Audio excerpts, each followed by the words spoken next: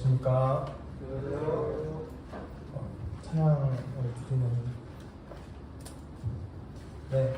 벌써 이렇게 선배님들 많이 모이실 줄 몰랐습니다. 아까는 얼마 없었던 것 같은데 찬양을 드리면서 정말 아까 그 아침 안개 눈앞 가리듯이라는 찬양을 다시 한번 묵상하게 되었는데요. 그 십자가의 그 보혈로서 주의 크신 사랑을 알게 하셨네. 주님께 감사하리라 영원히 주님께 감사해라는 이 찬양의 가사를 다시 한번 곰곰이 생각하면서 찬양을 부르게 되었습니다. 근데 또 앞에서 형제님들이 또 뒤에서도 이렇게 묵청을 놓아 부르시는 걸 들었는데 전수 캠프는 귀를 막고 열심히 찬양을 부르시더라고요. 그래서 저도 더 큰 소리로 불러야겠다는 생각에 힘껏 찬송을 드렸습니다. 비가 많이 와가지고 좀 피해가 많이 일어나는 이런 상황이 있었는데 어떻게 한 주간 잘 보내셨는지 모르겠습니다. 저는 지난주에 이제 전국 청년 여름 캠프를 다녀온 후에 코로나 양성 판정을 받아서 격리를 하게 되었습니다. 일주일간 잘 격리를 하고 또 선생님들이 기도해 주시고 걱정해 주셔서 감사합니다. 또 이번 전국 청년 연합 캠프에서 호세아 6장 3절 그러므로 우리가 여호와를 알자 힘써 여호와를 알자 라는 주제로 청년의 때에 여호와 하나님을 힘써 알아가고 그분을 경험하는 삶을 살며 그러기 위해서는 우리가 어떠한 삶을 살아야 하는가를 이렇게 말씀을 통해서 듣게 되었습니다. 나의 삶을 온전히 주님께 맡기고 그 길을 따라 순종하는 그런 삶을 살아가야 되는 게 그리스도인의 삶이 아닌가 싶고 또 그렇게 살아야 한다는 것이 하나님의 말씀을 늘 가까이 하고 묵상하며 또한 깊이 연구하며 우리 마음 가운데서 그런 것들을 너무나도 잘 알고 있는 내용입니다. 근데 이제 청년들뿐만 아니라 우리의 삶 가운데서 그렇게가 쉽지 않는 걸 느끼고 그렇지 못한 또 저의 모습을 다시 한번 되돌아보면서 반성하면서 이번 점점 주제 말씀을 통해서 힘을 얻게 되는 그런 계기가 되는 시간들이었습니다. 여호와를 알자 힘써 알자라는 주제와 더불어서 이번에 제가 말씀을 준비하면서 주제라면 주제를 정해보았는데요. 여호와를 힘써 알자 더불어 힘써 사랑하며 감사하며 살자라고 이렇게 주제를 붙여보았습니다. 그리스도인의 삶을 묵상 가운데서 이렇게 주제를 정해봤는데 전청 캠프를 통해서 저는 제 삶을 돌아보며 나는 하나님을 얼마나 사랑하고 있는가 그리고 하나님께 얼마나 감사하고 있나 내가 하나님이 기뻐하시는 삶을 살고 또 드리고 있나 이렇게 질문을 던져보면서 묵상하면서 생각을 하게 되었습니다. 하나님을 사랑하며 감사하는 삶이 어떤 건지 사실 우리는 너무나도 잘 알고 있고 또 어렸을 때부터 또는 말씀을 단을 통해서 항상 이렇게 듣고 배워왔었습니다. 마태복음 말씀 보시겠습니다. 마태복음 22장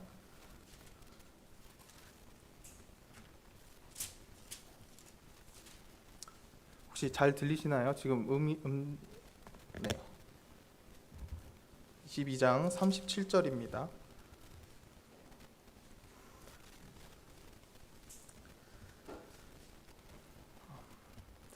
예수께서 가라사대 내 마음을 다하고 목숨을 다하고 뜻을 다하여 주 너의 하나님을 사랑하라 하셨으니 이것이 크고 첫째 되는 계명이요. 이렇게 말씀하시면서 한 구절 더 말씀 찾겠습니다. 데살로니가 전서 5장 16절입니다. 데살로니가 전서 5장입니다.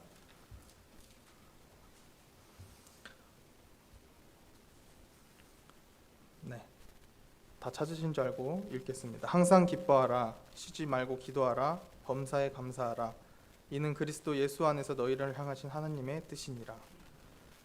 네, 사실 저희가 너무나도 많이 듣고 너무나도 익숙하고 잘 알고 있는 말씀이죠. 죄송합니다. 입이 바짝바짝 말라가지고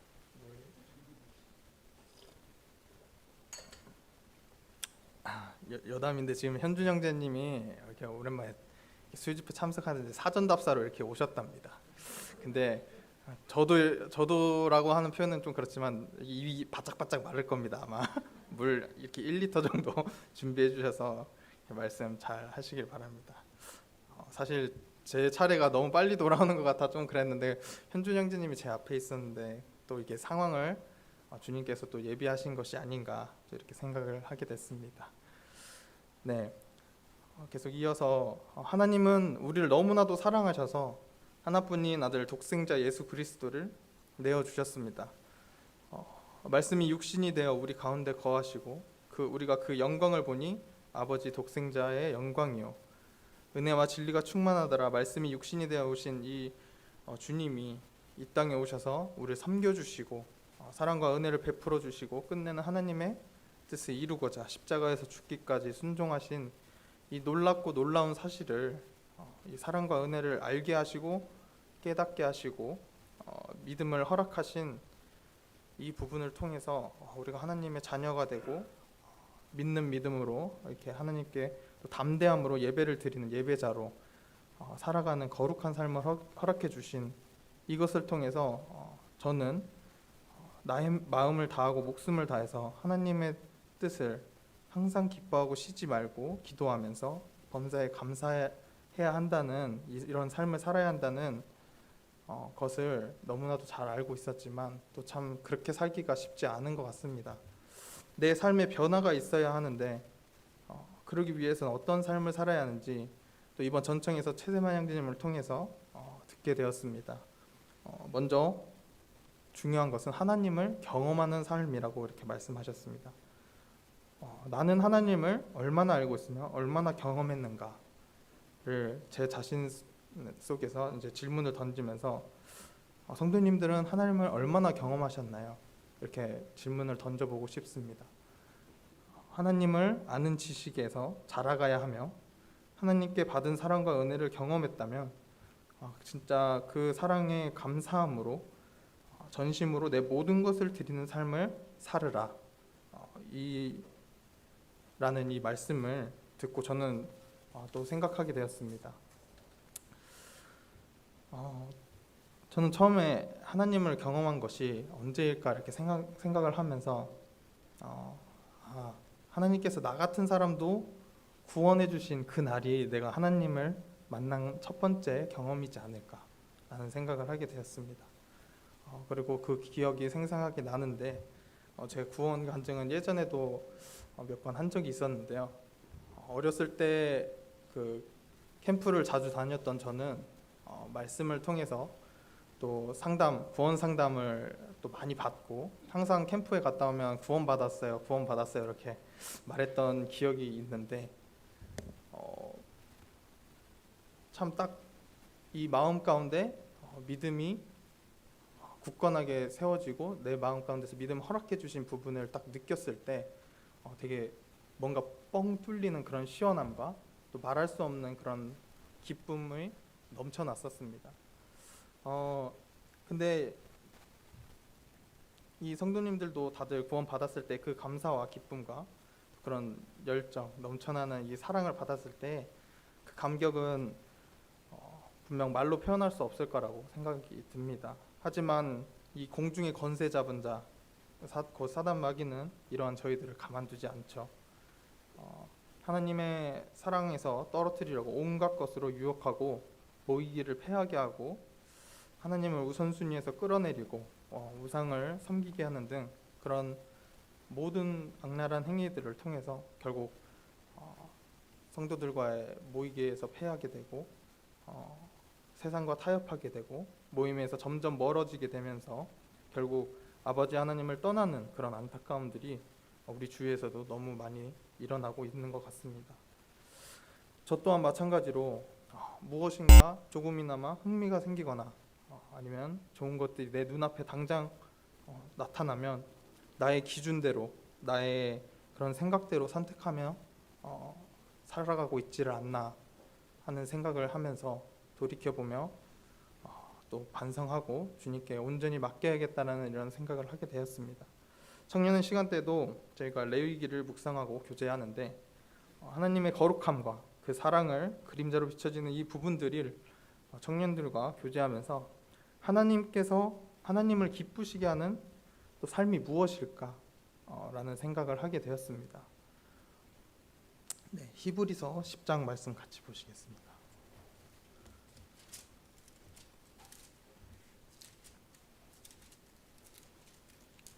히브리서 10장 22절입니다.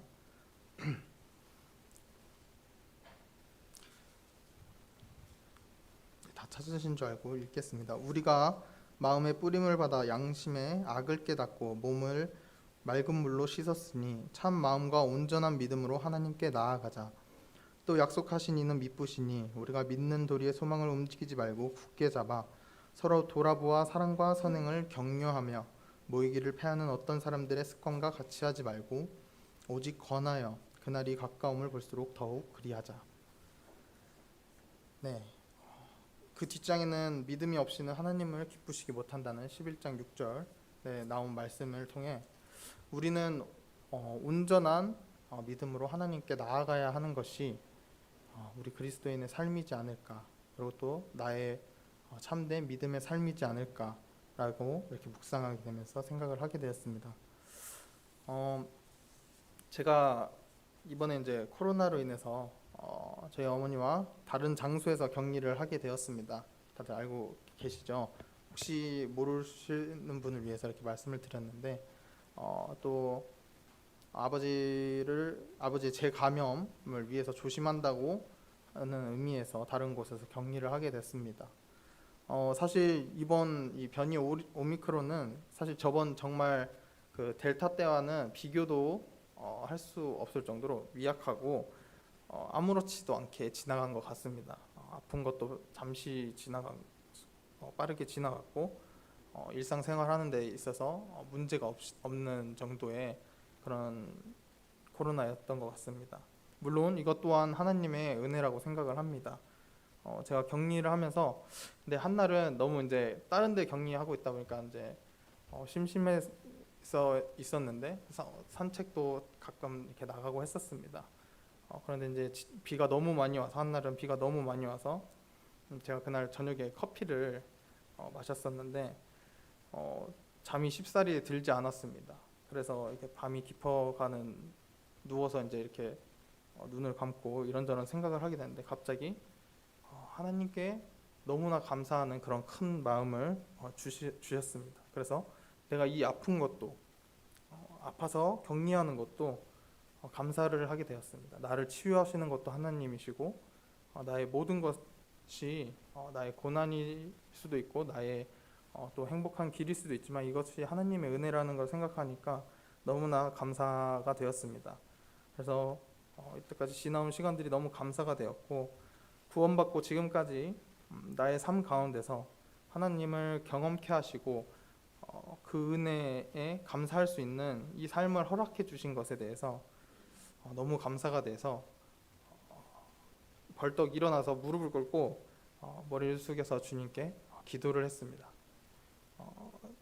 감사의 기도를 드리면서 또한 앞으로의 주님께서 어떠한 길로 나를 인도해 주실지는 알 수 없으나 온전한 믿음으로 주님께서 뜻하신 그 길로 내가 순종하면서 그 길을 선택하며 살아가기를 바라고 원한다고 이렇게 기도를 하게 되었습니다. 마지막으로 벌써 시간이 너무 빨리 지나간 것 같은데 아직 17분밖에 지나지가 않았네요. 네. 제가 기도 요청을 드리고 싶은 게 있습니다. 제가 이 교제를 준비하고 있는 와중에 또 주님이 계획하신 속에서 저를 인도해 주시는 일이 생겼습니다. 오늘 아침에 저희 이모에게로부터 베트남에서 잠깐 일을 도와달라는 이런 연락을 급하게 받게 됐고 그래서 제가 아마 이번 주 일요일 아침에 비행기를 타고 한 달 정도 베트남에서 이렇게 생활을 하면서 이모 일을 잠깐 도와주러 가야 될 상황이 생겼습니다. 근데 처음에는 당황하기도 했지만 또 이번 일을 통해서 주님께서 나에게 새로운 무언가를 경험케 하시지 않을까 또 이런 기대와 설렘이 있었습니다.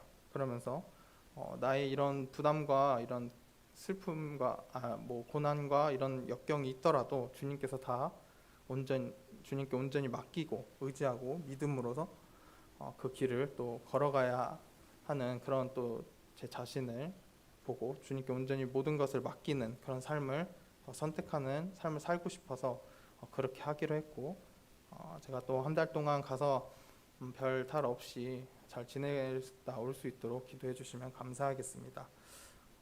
뭐 제가 베트남에 항상 갔다 오면은 그때도 저번에도 간증을 했었었는데 베트남에서 정말 모임이 없고 이런 교제할 수 있는 교제권이 없어서 참 안타까웠는데, 이번에 또 정지훈 형제님이 이렇게 들어오시게 되면서 점점 거기 베트남에서도 복음이 전해지지 않는 이게 안타까움들이 있어서 그런 것을 또 생각하게 되면서 주님께서 이 나라를 또 어떻게 이끌어 나가실 것인지 또 이렇게 또 고민을 하고 또 저도 나름 생각을 하게 되었습니다. 또 주님께서 인도하심이 있으시면 또 선교사를 파송하실 것이고 또 그 베트남 가운데서도 구원의 역사가 또 일어나지 않을까라는 이런 생각을 하게 되면서 저의 앞길도 어떻게 될지는 한치 앞을 알 수 없지만 주님께서 가라 하시면 가고 또 그 뜻을 순종할 수 있는 또 저희가 그러기 위해서는 준비된 자로서 열심히 살아야 되지 않을까, 그리스도의 자녀로서 열심히 살아야 되지 않을까라는 생각을 하게 되었습니다. 네, 이상 말씀 교제를 마치도록 하겠습니다. 감사합니다.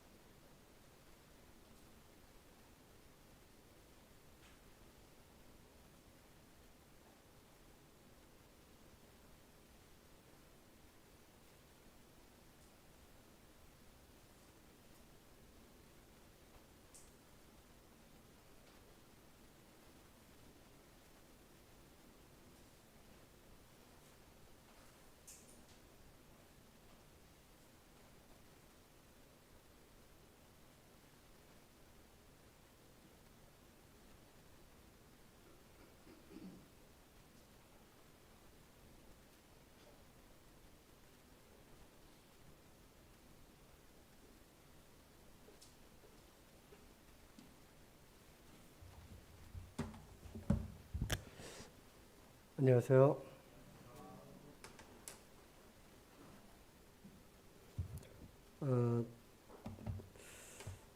특별히 요즘에 여전히 그 방학이기 때문에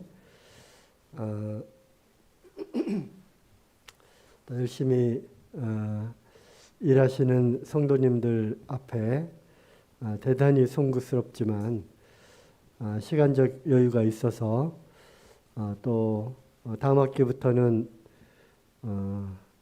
어쨌든 대면으로 계속 또 수업을 해야 되는 상황이라서 핑계 아닌 핑계로 이제 건강과 몸을 좀 추스려야 되겠다는 그런 생각이 앞서서 그것이 뭐 운동으로 이렇게 열심히 나타내야 될 터인데 그렇지 못하고 게으름으로 이렇게 나타나는 것 같습니다.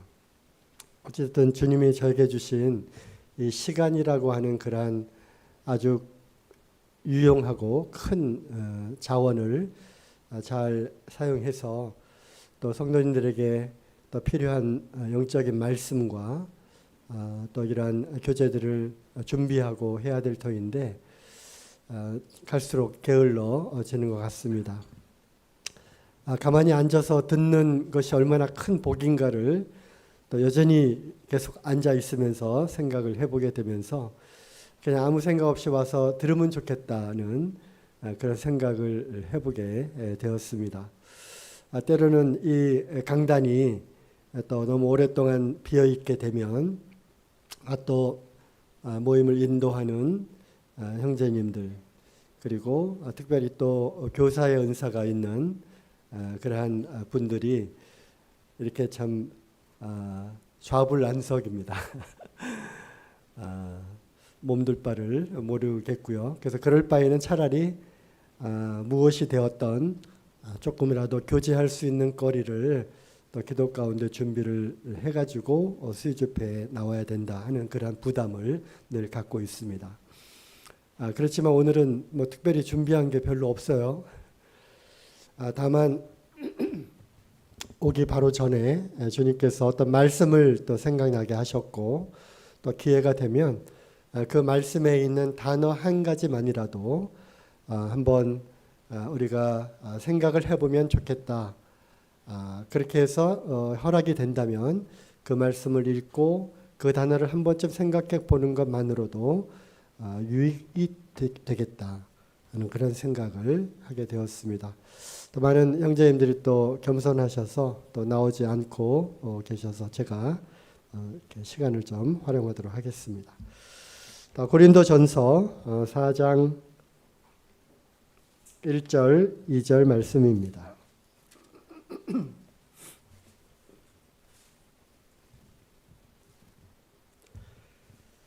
사람이 마땅히 우리를 그리스도의 일꾼이요 하나님의 비밀을 맡은 자로 여길지어다.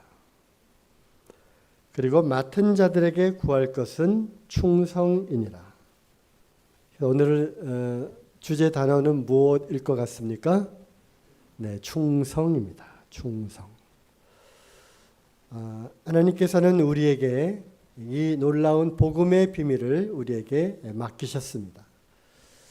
로마서에서도 말씀하고 있는 것처럼 참 감람나무인 그 유대인들이 그 은혜를 받지 못하고 오히려 행위에 의존하다가 저들이 보아도 깨닫지 못했던 그러한 어리석음이 있었고요. 하지만 그러한 모든 것들은 유대인이건 헬라인 또는 유대인이건 이방인들이건 관계없이 모든 사람들을 은혜 가운데 가두기 위한 하나님의 큰 그러한 경륜 가운데 있었다는 그런 말씀을 로마서를 통해서 우리가 다시 보고 있습니다. 그들이 실패했지만 그 실패한 덕분에 이방인인 우리에게, 즉 돌감람나무인 우리가 거기에 접붙여져서 이 놀라운 거저주시는 놀라운 믿음으로서만 얻을 수 있는 이 은혜의 복음을 우리가 듣고 믿음으로 구원을 얻게 되는 참으로 이 어떻게 감히 표현할 수 없는 놀라운 은혜를 우리가 선물로 받게 됩니다. 그리고 로마서 3장에 나오는 대로 유대인들의 그 나음이 무엇이냐, 할례의 유익이 무엇이냐, 범사에 많지만 그 중에서도 그들에게 말씀이 맡겨졌다는 것입니다. 범사에 많지만 그 중에서도 그들이 하나님의 말씀을 맡았는데 그 말씀을 보존하고 또 그 말씀이 갖고 있는 그 놀라운 뜻을 가르치고 본이 되고 하는 그러한 일에 그들이 실패했다고 하는 것이죠. 그렇다면 이제 우리에게 임한 이 놀라운 비밀, 거기 1절에 나오잖아요. 하나님의 이 비밀, 복음의 비밀, 이 비밀이 이제 우리에게 넘겨지게 되고 우리가 그것을 맡게 되었는데 맡은 자에게 있어서 가장 필요한 것은 무엇이라고요? 충성이라고 하는 것입니다.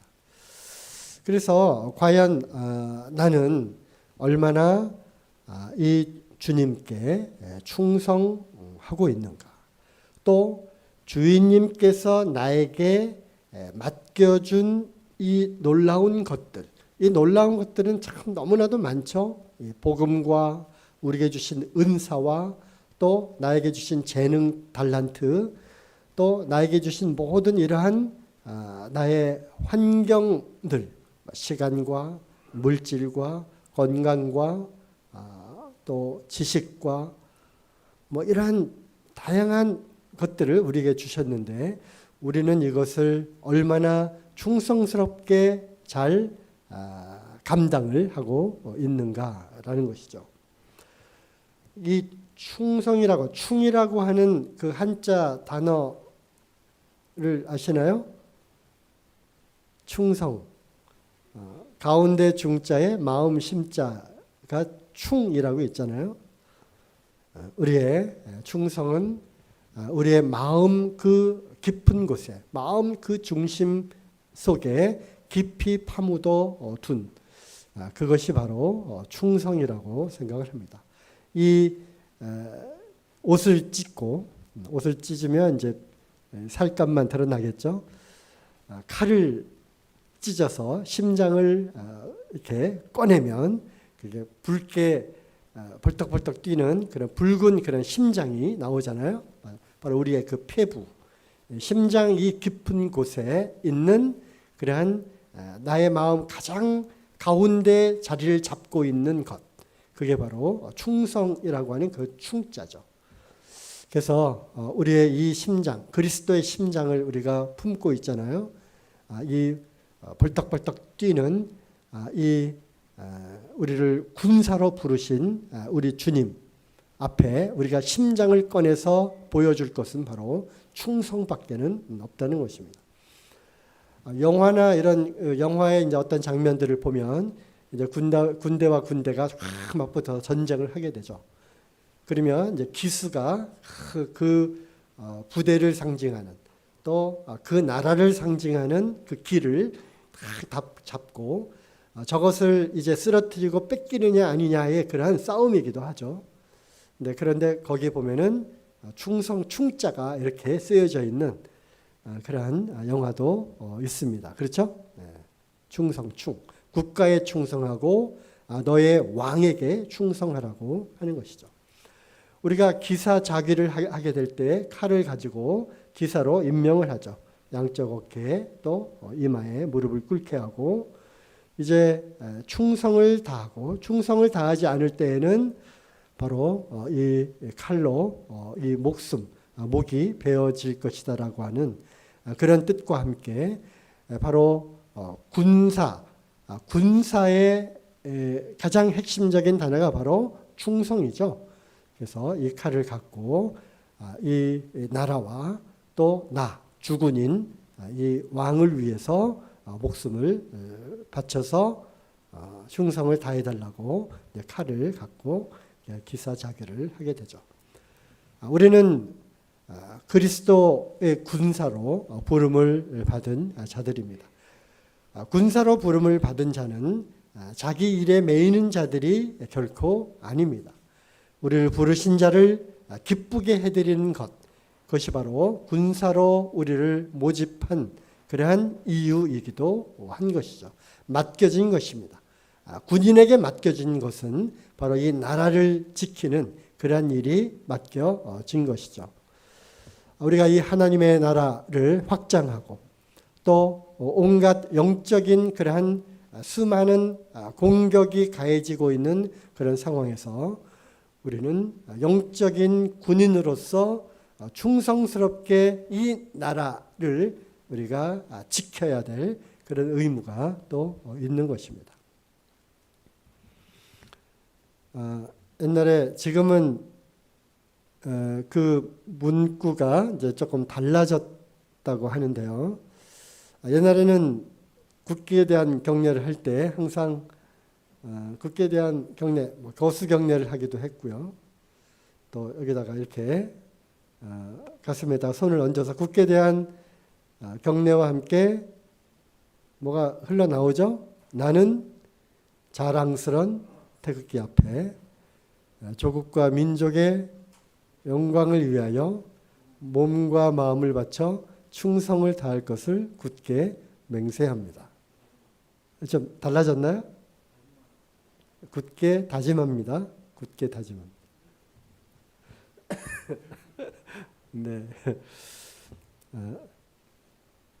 나는 자랑스러운 태극기 앞에 뭐예요? 조국과 민족의 무궁한 영광을 위하여. 우리 땐 그렇게 했는데요, 그죠?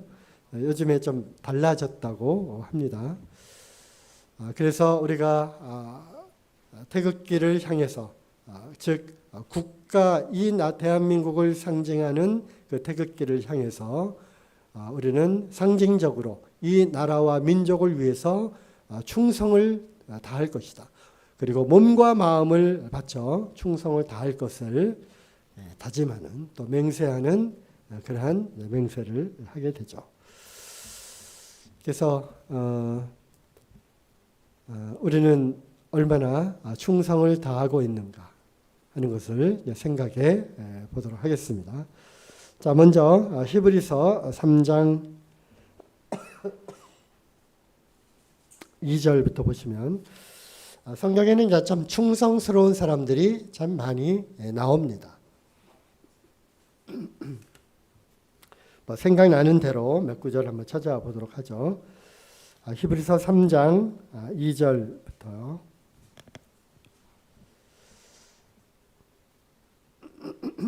저가 자기를 세우신 이에게 충성하시기를. 여기서 저는 1절부터 다시 읽겠습니다. 바로 예수 그리스도시죠. 3장 1절. 그러므로 함께 하늘의 부르심을 입은 거룩한 형제들아, 우리의 믿는 도리의 사도시며 대제사장이신 예수를 깊이 생각하라. 저가 자기를 세우신 이, 바로 아버지죠. 아버지께 충성하시기를 모세가 하나님의 온 집에서 한 것과 같으니 하고서, 모세는 그 집에서 충성을 하였지만 하나님의 아들로 오신 예수 그리스도는 아버지께 충성을 하셨다는 거죠. 6절에 그리스도는 그의 집 맡은 아들로 충성하였으니, 그래서 모세는 종으로서 충성했지만, 그래서 율법은 모세로조차 온 것이요 은혜와 진리는 예수 그리스도로 말미암아 온 것이다 하는 말씀대로 모세는 종으로서 충성을 했지만 예수 그리스도는 아들로서 충성을 다했고, 그 충성의 그 끝은 바로 죽기까지 아버지께 순종했던 사실을 우리가 보게 됩니다. 자, 이 구절은 민수기에서 인용이 된 것이죠. 자, 민수기 12장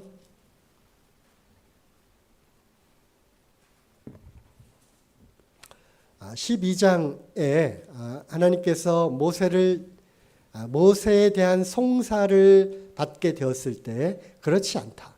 모세는 하고 모세를 두둔하고 감싸주고 모세를 칭찬했던 그런 장면인데요.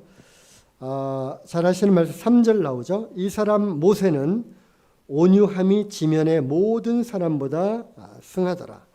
그래서 모세의 그 온유함과 그 다음에 온유함뿐만 아니라 7절 내 종 모세와는 그렇지 아니하니 그는 나의 온 집에 충성됨이라.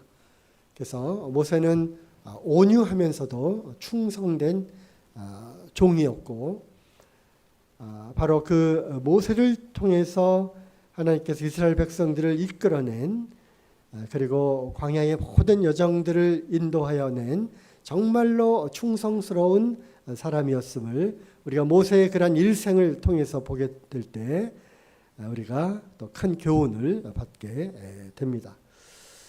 결국 많은 그런 시험의 과정들, 또 시련의 과정들을 통해서 그는 단련되어졌고, 그런 단련의 과정들을 통해서 놀랍게도 역사하시는 하나님께 전적으로 모든 것을 맡길 수밖에 없는 그러한 영적인 그러한 연단의 그러한 과정을 통과를 하게 된 것이죠.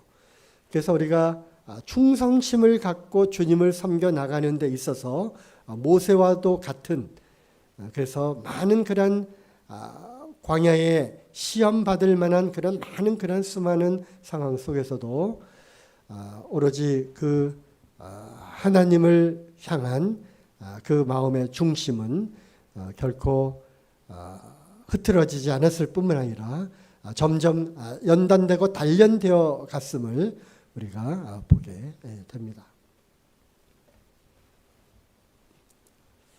자, 마태복음 24장 한번 가볼까요? 여기도 우리가 이제 충성에 관한 그런 교훈을 받을 수 있는 그러한 주님이 직접 하신 말씀들이 나와 있는데요.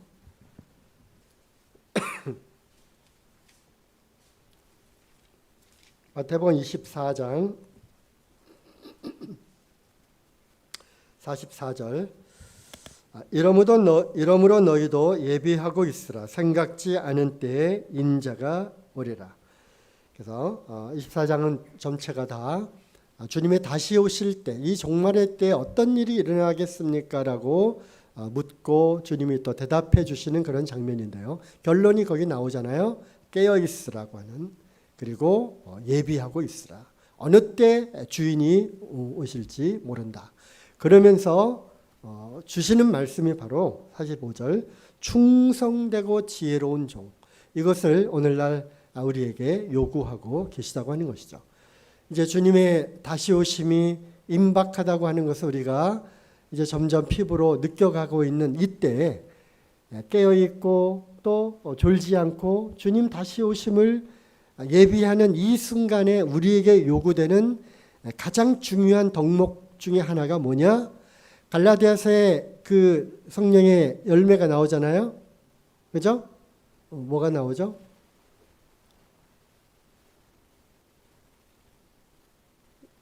외우시는 분. 사랑과 희락과 화평과 오래 참음과 자비 양성 충성 온유 절제. 네. 온유 2번 들어갔나요? 오래 참음과. 네, 저도 덕분에 뭐 그냥 어영부영 따라 했습니다. 거기에 나오는 그 덕목 중에 충성이 있다는 것입니다. 충성, 절제와 충성이 있는데 바로 오늘날 우리에게 정말 필요한 덕목이 바로 충성인 것 같아요. 충성. 그리고 지혜롭게 계산하는 사람. 망대를 세우고요. 또 전쟁을 할 것인가 말 것인가 우리 주님이 계산해 보라고 했잖아요. 계산을 해보라고 하는 겁니다. 계산. 이 비용으로 망루를 세울 수 있을까 없을까. 시작하다가 중단하는 것이 아니라 계산을 철저히 한 다음에 그 일을 하라는 것입니다. 복음인 거죠. 복음. 하나님의 나라의 이 복음을 위해서 충성스럽게 우리가 바칠 것인가. 그리고 그 이후에 우리에게 주시는 상급과 멸관과 기업과 이런 것들을 눈을 떠가지고 생각하고 계산해 보면 답이 나온다는 거예요. 이 세상에 있는 것들과 이런 것들을 우리가 따라갈 것인가, 아니면 영원히 썩지 않는 이것을 우리가 여기에 투자를 할 것인가. 이 계산을 해보면 안다는 거예요. 그러면 좋다. 전쟁을 할 수 있겠다라든지, 아니다. 화친을 하자라든지 하는 그런 지혜가 생긴다고 하는 거죠. 계산할 수 있는 능력이 생기는 거예요. 지금 이런 것을 계산할 때라는 거죠. 바로 지혜가 필요한 거예요. 어디에 이제 이 마지막 때에 우리가 우리의 마음과 우리의 몸과 우리에게 주신 이런 것을 우리가 투자할 것인가, 어디에 우리의 마음을 쏟을 것인가, 거기에는 지혜가 필요한 것이죠. 어쨌든 충성과 지혜로운 종이 되어 주인에게 그 집 사람들을 맡아 때를 따라 양식을 나눠줄 자가 누구냐. 그래서 일꾼을 부르고 계십니다. 보라 휘어져 추수할 때가 됐는데 일꾼이 없구나라는 것을 생각해 보게 될 때 우리에게 이 놀라운 일들이 맡겨진 것이죠. 이 때를 따라 이 복음을 전하고 때를 따라 주신 이 말씀을 지켜내고 또 이런 놀라운 영적인 것들이 우리에게 맡겨졌는데 이것을 맡아서 지키고 이것을 때에 따라 나눠주고 할 그런 충성스럽고 지혜 있는 종이 과연 누가 있겠느냐. 그들을 우리 주님이 지금도 찾고 계시다고 하는 것이죠.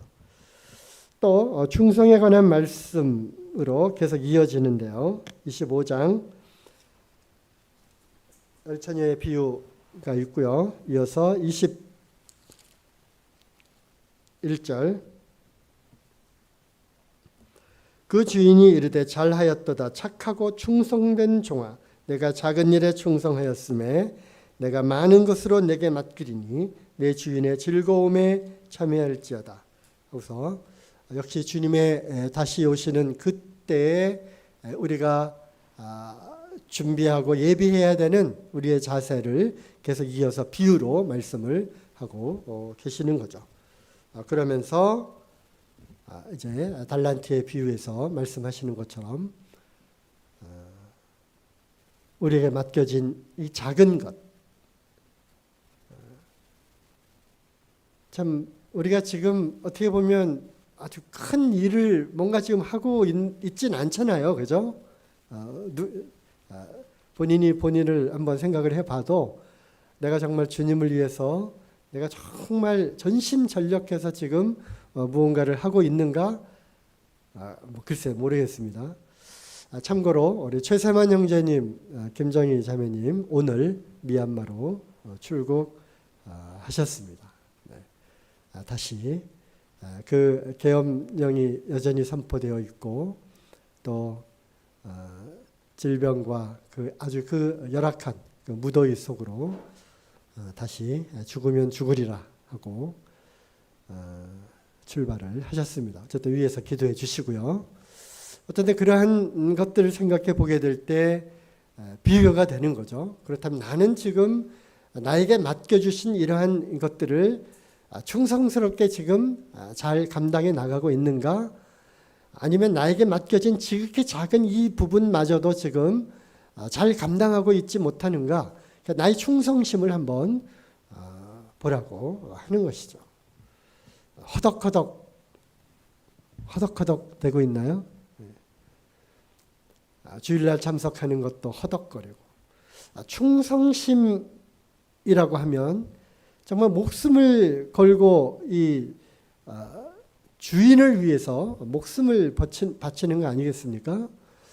그런 의미에서 본다면 우리가 약속된 시간에 약속된 장소에 또 주님과의 그러한 약속을 정말 목숨보다 더 귀하게 여겨서 그것을 신실하게 지켜나가는 것, 그것이 바로 충성이 아니겠습니까? 다윗의 용사들이 나오잖아요. 다윗이 맨 처음에 그 아둘람 굴 속에 숨어서 지낼 때는 약 400명이 함께 했잖아요. 다리 저는 자, 마음에 원통함이 있는 자, 다 그냥 별 볼 일 없는 또 초라하고 쫓겨 있는 그러한 별 볼 일 없는 그러한 가족들 포함해서 그러한 사람들이었지만 나중에 점점 세력이 강성해지고 점점 사람들이 용사들이 거기에 함께 더해지게 되면서 나중에는 다윗의 그 용사들의 목록이 쭉 나오잖아요. 그렇죠? 충성된 용사들이 이름이 기록이 되는 것입니다. 그 중에 또 생각나는 사람이 있잖아요. 얼마나 충성스러웠는가 하면 다윗이 블레셋에 점령당해 있는 자기 고향.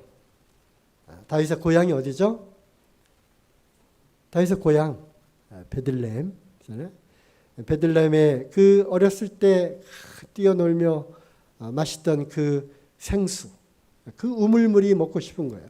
야, 누가 가서 나로 하여금 그 블레셋 진영을 뚫고 지나가가지고 그 우물의 물을 기어올 수 있을까?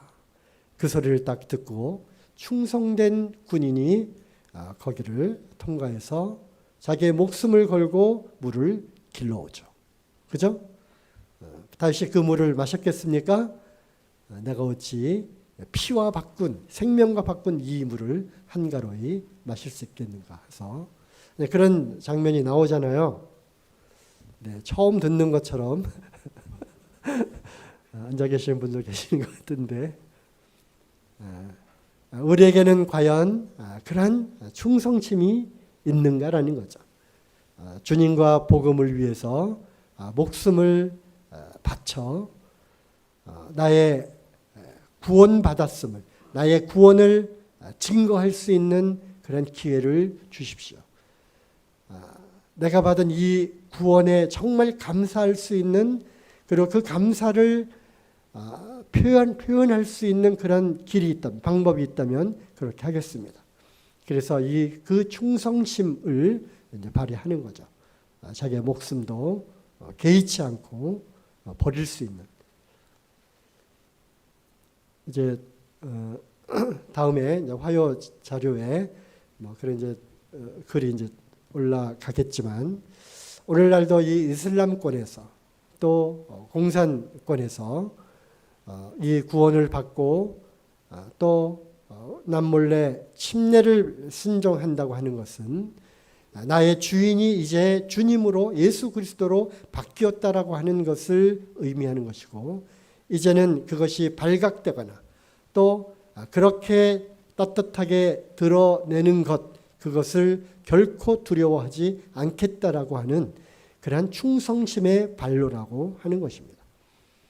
거기에 비하면 오늘날 우리가 구원을 받고 참으로 이 자유민주주의 속에서 이 자유롭게 신앙생활을 하고 있는 것이 어쩌면 우리의 영적인 그러한 성장은 오히려 거꾸로 퇴보하는 것은 아닌가, 이런 생각을 또 해보게 되는데요.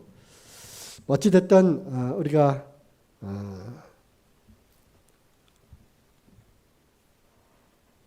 우리의 충성심의 그 끝은 어디인가? 계시록에 보면요, 7교회 가운데 정말 그 핍박받았던 그런 교회들이 있습니다. 자, 한번 보시죠. 계시록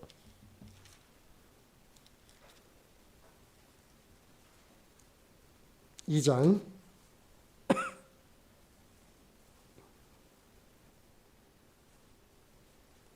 에서버두 이렇게 나가는 거죠. 네.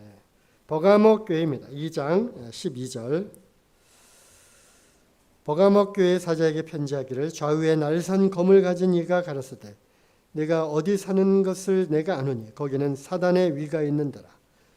네가 내 이름을 굳게 잡아서 내 충성된 증인 안디바가 너희 가운데 곧 사단에 거하는 곳에서 죽임을 당할 때에도 나를 믿는 믿음을 저버리지 아니하였도다.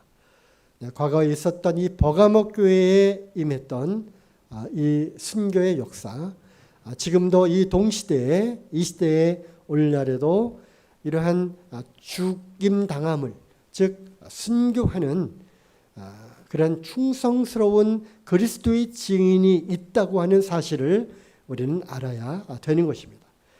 같은 시대에, 같은 지구상에 같은 밥을 먹고 동시대에 살고 있으면서도 나는 어찌나 태연하고 태만한 이런 삶을 살고 있는지요.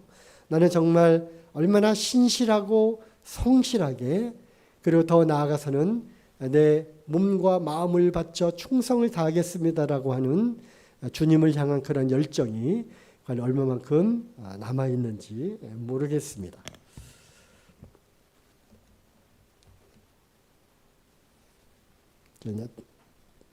두 군데만 또 찾아보죠. 디모데 후서, 디모데 전서 먼저 가볼까요?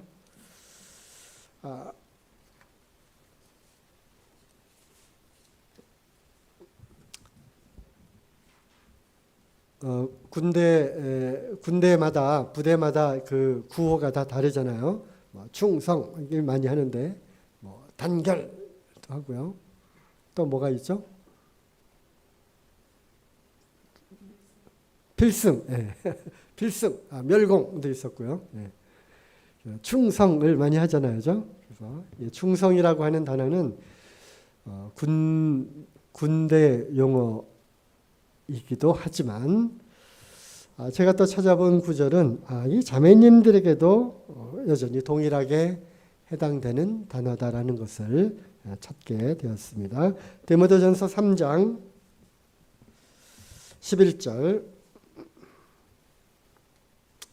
여자들도 이와 같이 여자들이 나옵니다. 여기서 말하는 여자는 지금 장로 즉 감독에 대한 조건과 또 집사에 대한 조건을 말하면서 그들의 아내들도 이와 같이 또 번역이 되어 있는 것도 있습니다. 어찌됐든 집사의 그 아내들도 또는 여자들도 이와 같이 단정하고 참소하지 말며 절제하며 모든 일에 충성된 자라야 할지니라. 그래서 우리 부엌에서 충성스럽게 일하시는 자매입니다. 또 각 가정에서 자녀들을 맡겨진 자녀들을 아주 충성스럽게 돌보고 양육하는 그러한 자매님들. 또 돕는 배필로 장로들을, 집사들을, 또 모임의 인도자들을, 모임의 교사들을 돕는 그러한 귀한 사역을 하고 있는 영적인 자매님들이 있음을 보게 될 때 이 자매님들 역시 무엇을 요구하시는 거예요? 충성을 요구하시는 것입니다. 자매님들에 맡겨진 일들, 우리가 얼마 전에 존 쿠리안 형제님 통해서 말씀 들으셨나요? 왜 남자들만이 아니라 여자들에게 맡겨진 참으로 중요한 사역이 있다는 것을 저도 다시 들으면서 그렇구나 깨닫게 되었는데, 미래의 장로들을 키우는, 미래의 하나님의 복음의 전도자들을 키우는, 낳고 키우는 이것보다 더 중요한 사역이 어디 있겠는가라는, 그래서 여자들은 남자들 항상 밑에 복종하고 순종하는 그것이 결코 아니라 남편을 돕고 교회의 일꾼을 돕는 그러한 위대한 사역, 그리고 미래의 일꾼들을 키워내는 그러한 놀라운 사역을 가정에서 교회에서 하고 있다는 이 사실에 대해서 참으로 주님께서 이 동등하게 남자고 여자고 동등하게 나중에 큰 상을 내릴 주실 거다라고 하는 말씀에 다시 한번 큰 이제 감동을 받게 되는데요. 자매인들의 이 사역이 정말 중요한 사역이구나 하는 것을 한번 또 생각을 해보게 되었습니다. 어찌됐든 여자들도 이와 같이 충성된 자라야 할지니라 하는 말씀을 오늘도 우리 자매님들이 받으시고 우리에게 맡겨주신 그 은사와 직임을 따라서 정말 부지런히 성실하게 신실하게, 그것이 충성이잖아요. 충성스럽게 또 교회와 또 가정을 잘 돌보시기를 바랍니다. 자, 마지막으로 디모데후서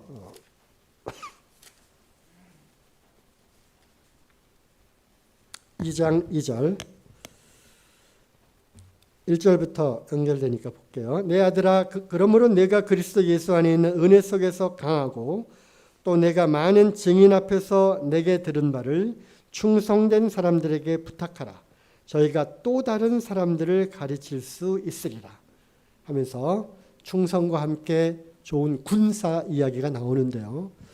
이제 주님이 맡깁니다.